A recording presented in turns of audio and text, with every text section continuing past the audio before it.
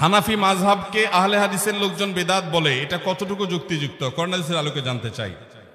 ভাইরা আমার, হানাফি মাযহাবকে গড় পর্তায় বেদাত বলা এটা মূর্খতা এবং অজ্ঞানতা। আবার একইভাবে কেউ আহলে হাদিস হলে তাকে ইহুদির দালাল বলা এটাও মূর্খতা এবং অজ্ঞানতা। আমরা গড় পর্তা এভাবে একে অন্যের বিরুদ্ধে যদি বিষোদ্গার করতে থাকি তাহলে শয়তান খুশি হবে, আল্লাহ খুশি হবেন না। আমরা কোরআন এবং হাদিসের আলোকে জীবন যাপন করব, আমল করব, অন্য ভাইয়ের কোনো ভুল থাকলে সেটাকে সংশোধন করার চেষ্টা করব, কিন্তু কোনো অবস্থাতে ব্লেম গেম এভাবে একে অন্যকে দোষারোপ করার যে কালচার সেটাতে আমরা গামা খাবো না। আল্লাহ আমাদেরকে হেদায়েত দান করুন। এতে শয়তান খুশি হয়, এতে ইসলামের কোনো লাভ হয় না।